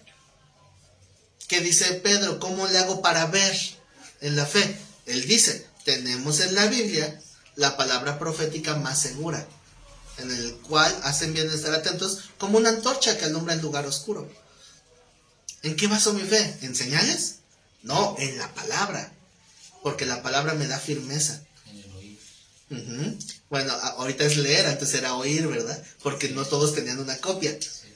Pero el punto es ese, la fe viene de la palabra, no de los señales. Por eso, ¿cómo lo usa Pablo? Como un confort, ¿no? Como un consuelo. La concesión de Dios es permitirnos ver, como Tomás. ¿Qué le dijo el Señor a Tomás? Si necesitas poner los dedos en las llagas, hazlo, pero quítate esa cochinadura. Yo voy a hacer mi propia versión, van a ver. Traducción bien. Entonces, muchos todavía tienen la idea de que Tomás sí lo hizo. Pero no lo hizo. Él, cuando se le manifestó el Señor, dijo, ay Dios mío y Señor mío. Y se postró delante de él. El Señor le dice, tú estás creyendo no por la fe como tal, estás creyendo porque me estás viendo. Más bienaventurados aquellos que sin ver creen. Esa es la fe que Dios espera. Pero nos da concesiones. Cuando somos débiles en la fe, nos da la concesión. ¿Por qué dice que al enfermo se unja con aceite? Concesión de fe. ¿Qué dijo el centurión romano? No necesito aceite. No necesito ni que vayas físicamente. Lo único que necesito es que des la palabra. Y la palabra dice. Nada más. ¿Y qué dice el Señor? Vean, le dice a su pueblo, ni entre mi gente he encontrado tanta fe. Que se supone que son los que están instruidos en la fe. Son concesiones de fe. El poder mirar. ¿Qué está diciendo Pablo a los romanos? Quiero darles un consuelo, porque están bien debiluchos. Nada más andan peleando entre ustedes, que quién es el mero cristiano. Ese es apenas el preámbulo, ¿no?, de todo esto. Dice, deseo veros para comunicaros al mundo espiritual, a fin de que seáis confirmados, ¿Qué significa confirmado? Ya lo dijo. ¿Y qué es? ¿Nos está preguntando o no está? Les estoy preguntando Yo pensé que me estaba dando un repaso. por millonésima vez. Que se nos quitan las dudas. Estar firme. Confirmar es cuando dices, yo vi la mano de Dios, pero ¿y si me equivoqué? ¿Y si no es? ¿Qué dice Pablo? Ay, mira, te voy a dar una manifestación de Dios para que estés a gusto, para que estés tranquilo. No es la voluntad de Dios que sea así, es ¿cómo te les dije? Concesión de fe. Es lo que le sucedió ahorita, lo que le estaba explicando, lo que le sucedió a Tomás, ¿no? Ujú. Que hasta que lo vio fue como creyó. ¿Así? Y lo mismo con Pedro cuando estaba que iba de camino hacia el Señor, ¿no? En el mar. Caminando hasta el agua. Ajá. Más bien la confirmación para que yo veo en Pedro la veo más clara en la pesca milagrosa, porque también tuvo que ver, es concesión de fe. Son consideraciones que Dios nos tiene, ciertas tolerancias, pero no siempre, porque hay gente que con una tolerancia sí se pierde. Dios sabe a quién sí y a quién no le da esa consideración. Por eso nuestra oración es, Señor, si tú quieres, permíteme ver el milagro, pero si tú no quieres, entonces dame la fuerza Y es estar para firmes. seguir, estar firmes. Pero algunos están desamparados y muchos tienen la confirmación a través de una señal y de todos modos dudan. Sí. Va a decir el Señor, entonces ¿para qué quieres confirmación? Si de todos modos no vas a creer. Entonces, así es como vemos muchas veces en una misericordia que Dios está con nosotros. Dice en el 12, esto es para ser mutuamente, ¿así lo dice? ¿No, verdad? Sí. Sí. Mutuamente confortados por la fe que nos es común a vosotros y a mí. Pero no quiero, hermanos, que ignoréis que muchas veces me he propuesto ir a vosotros, pero hasta ahora le he sido estorbado para tener también entre vosotros algún fruto, como entre los demás gentiles. Parafraseando un poquito es, el Señor está esperando que dé un fruto donde estoy antes de poder ir a cumplir este anhelo que yo tengo. ¿Se dan cuenta? O sea, Pablo está diciendo de una manera indirecta, mi deseo es estar con ustedes, darles ese consuelo y esa confirmación, pero Dios dice no. Dios dice, tienes que dar otro fruto acá. Y esto me recuerda un poquito la predicación de la ovejita 99. ¿Se acuerdan de esa predicación? Sí. ¿Quién quiere ser la ovejita 100? Ay, pues hagan, todo el mundo quiere ser la oveja 100, la que vayan por mí, que no me desamparen, pero nadie quiere ser la ovejita 99, la que dicen quédate sola. ¿Por qué? Porque tú sabes dónde es tu lugar, tú ya sabes dónde Antes eres. sí lo entendíamos así, ¿no? Antes en algún momento sí lo llegamos a ver así como que nos hacíamos los sufridos, ¿no? De lo que la doctrina de cansado del camino. Ajá. Sí, entonces. Pero ahora ya precisamente hemos sido confirmados, ¿no? Ujú. Ahora ya hemos sido confirmados que el Señor está con nosotros y la misma palabra nos dice, ¿no? Que debemos de padecer un poco. Sí, de hecho un caso así tal cual que yo viví esto es cuando una hermana de la congregación, estoy hablando ya de hace varios años, que tenía un problema de salud, pero era algo muy muy leve, ni siquiera existía el cobicho en aquel entonces, era una gripa, y se enojó porque no le llamé, por una gripa. Pero ese mismo día, cuando decía, es que quiero hablar con usted, le digo, sí, pero mañana. Pero si mi necesidad es hoy. Sí, pero resulta que ese mismo día tenía cita para hablar con una muchacha que ya se había intentado suicidar en 2 o 3 ocasiones. Y la familia tenía miedo de que lo volviera a intentar. ¿A quién cree que le voy a dar prioridad? Había una necesidad ahí, porque es la gripa. Porque si Dios me está dando la oportunidad, yo que digo, no señor, no es de mi redil. ¿Nunca ha tenido gripa, pastor? ¿Mm? ¿No siente que se muere con la gripa? Sí, pero como no me fue a ver el pastor, me desquito. Ah, ¿verdad? Entonces, fue un día de bendición para esta persona. Porque si Dios la quiere llamar a su redil, pero no sabe dónde es el redil, ¿no es la oveja perdida?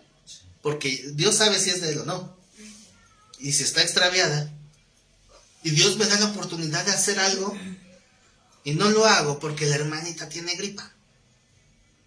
No, hay que priorizar. Entonces, esa es la perspectiva. ¿Dónde está la fe? Si dice Dios a Pablo, no puedes ir todavía, porque aquí hay un fruto que tienes que dar. Dice, voy a dar un fruto con ustedes, pero también entre los demás gentiles.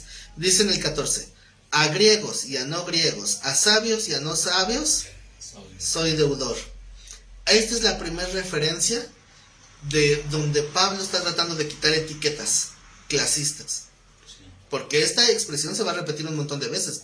Hasta sería interesante que fueran apuntando en una libretita algo así. ¿Cuántas veces Pablo hace ese tipo de referencias de clasismo?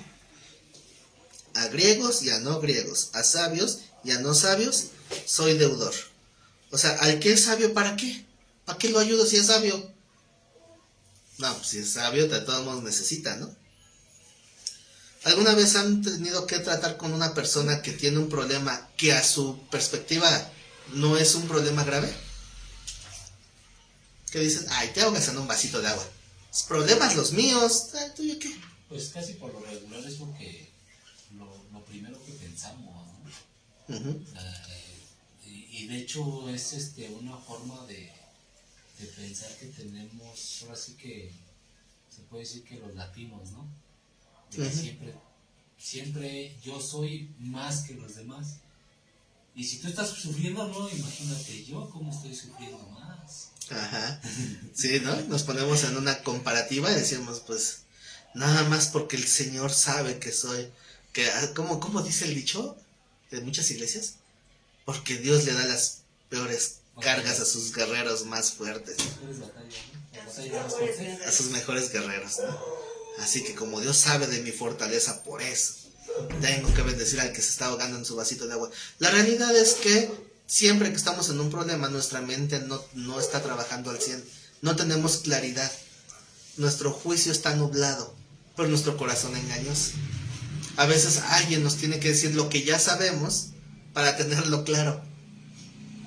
Por eso la expresión, ¿no? Soy deudor a todos. O sea, no porque alguien ya tenga cierta reputación de sabiduría, no por eso no le voy a hablar. Uh-huh. ¿Qué tal si de repente un día me encuentran ahí todo cabizbajo y todo deprimido? Y entonces va a decir, pues ¿para qué le digo si ya sabe la Biblia? Entonces, ¿para qué le digo lo que ya sabe? Pues a lo mejor sí, a lo mejor mi mente no está clara. A lo mejor solamente necesito que me digan, échale ganas. No lo sé. Es lo mismo que veíamos con el Señor Jesucristo, ¿no? Cuando le pidió que lo acompañaran a orar. O sea, el Señor no necesitaba. Dice, ¿cómo que va a estar el Hijo de Dios necesita apoyo en oración por él? ¿Y qué dice el Señor? Sí. ¿Por qué? Porque mi alma está triste. Entonces imagínense los demás. Pero también empieza a sembrar Pablo este precepto de que no juzguemos la apariencia del que está necesitado. O sea, no, ayúdame a mí, él no necesita tu ayuda, yo sí necesito ayuda, no. Dice el 15, así que en cuanto a mí, pronto estoy a anunciaros el evangelio, también a vosotros que estáis en Roma. O sea, no se sientan excluidos, también voy a ir a ustedes, pero todavía no, ¿verdad? Porque todavía no acabo la labor que estoy haciendo aquí. Entonces viene uno de los textos también más profundos de la carta, por Romanos 1:16. Porque no me avergüenzo del evangelio, porque es poder de Dios para salvación, o para hacer milagros. Para salvación. Para ese poder. Pues es poder, ¿no? Porque es poder de Dios para salvación a todo aquel que cree. Ven, aquí viene la segunda referencia. Al judío primeramente, pero también al griego. ¿Por qué al judío primero? Porque son los primeros que conocieron de Dios, como él que estaba errado. Conocía y era celoso de la palabra de Dios, ¿sí? Pero estaba yéndose por el camino errado. Así es. Ahora, cuando se fundaba una iglesia en una comunidad griega, o sea, tal vez por ejemplo en Éfeso, en Corinto, en Galacia, en Colosas, todas esas cartas que tenemos de Pablo, ¿sí sabían que la mayoría de los líderes y pastores eran judíos? Hasta la misma lógica no lo dice. Porque si un griego que no tiene nada de referencia bíblica, lo van a poner de pastor. Pero si un judío se arrepiente y un griego se arrepiente, ¿cómo es el desarrollo de ambos? El griego tiene que aprender primeramente quién es Dios. El judío ya lo sabe, nada más que no lo había entendido.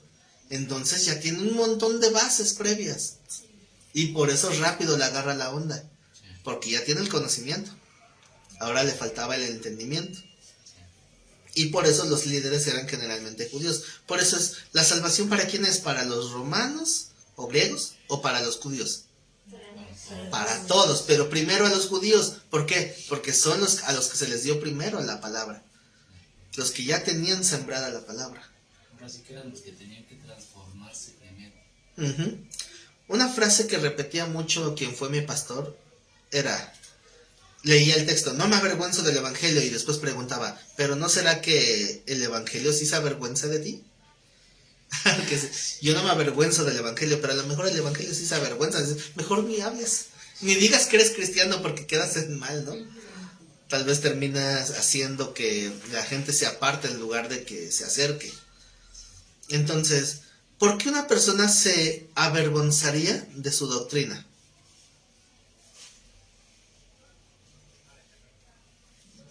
Porque no está segura. Puede ser.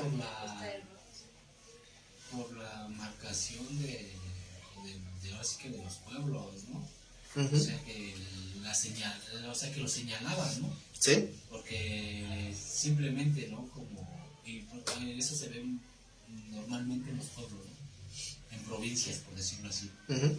Que cuando recibían el evangelio y no iban a las fiestas patronales, eran señalados. Entonces, a lo mejor el padre de familia, la madre, pues no se avergonzaba, ¿no? Pero los hijos sí, ¿no? Uh-huh. Así como que una señalización, por decirlo así, un señalamiento, ¿no? Hacia Sí. ellos, y es donde dice, ay, ¿por qué mis papás tienen que hacer esto, no? Queda uno como avergonzado, como que de pena ajena, Y ¿no? es ahí donde viene el avergonzarse, ¿no? Uh-huh. Imagínense que su papá es pastor y profetiza que Cristo viene ¿qué dijeron? 22 de septiembre del 2022. Después y queda avergonzado.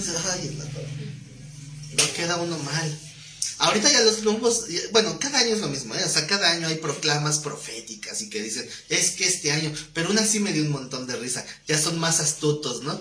Esos falsos, porque escuché una proclama profética para el año 2022, no me acuerdo si también para el 23, y decía, ni siquiera me acuerdo el nombre del tipo ese, pero su proclama profética era, Dios me ha dado una palabra, que Dios seguirá haciendo lo que hasta ahora ha hecho, y el diablo seguirá haciendo lo que hasta ahora ha hecho. O sea, no, pues guau. O sea, con esa revelación, Qué profundidad. qué profundo.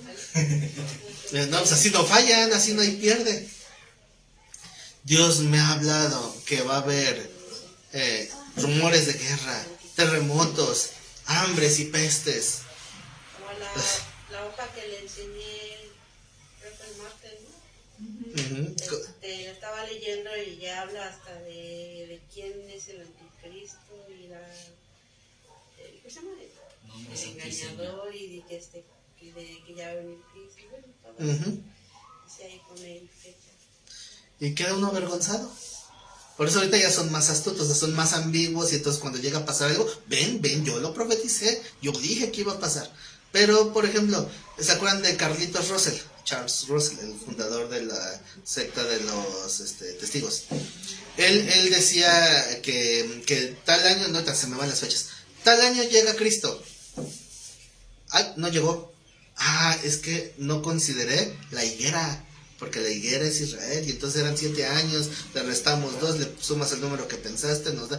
sí, ya tengo la fecha, ahora sí. Llega tal fecha, ahora sí llega Cristo.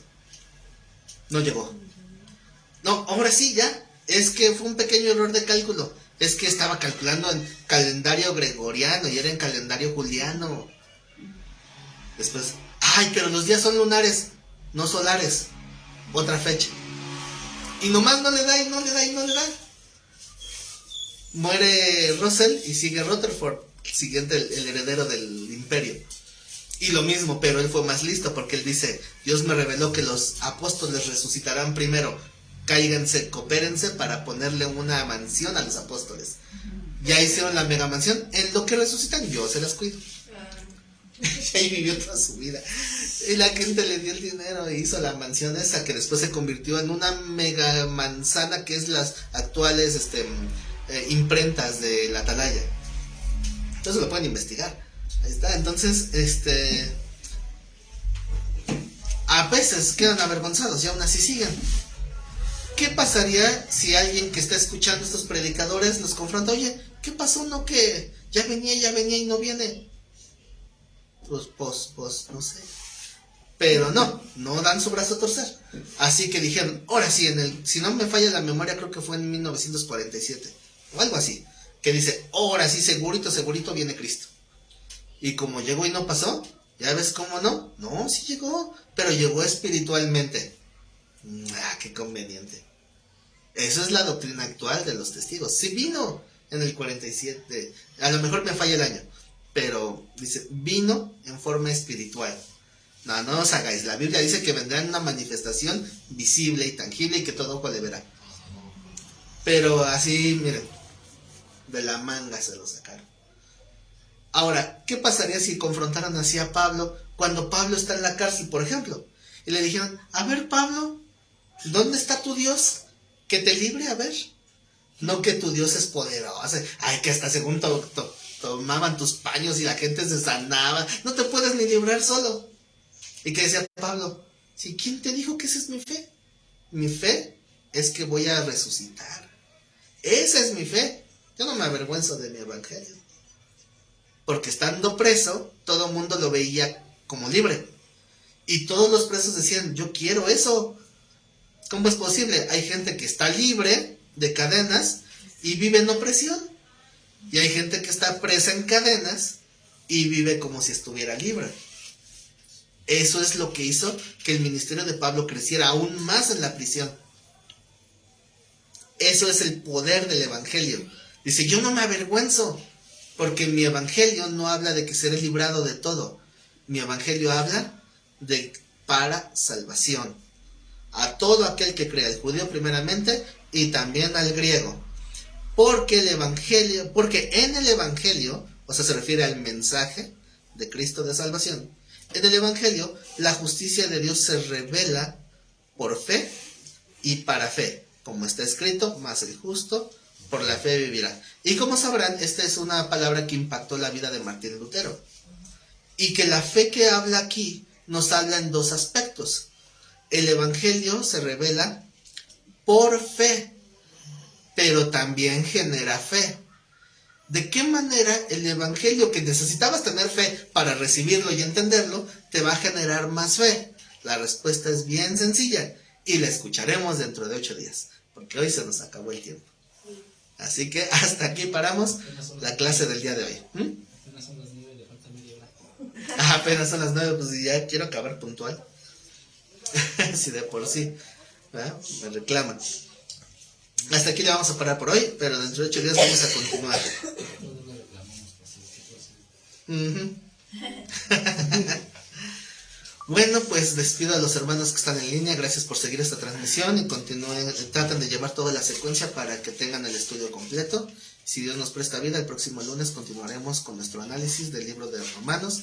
Antes de irse, dejen un like, compartan el video y si tienen algunas dudas o comentarios, pues déjenlas ahí en los comentarios del video y pues en cuanto pueda iré respondiendo. Así que nos vemos la próxima.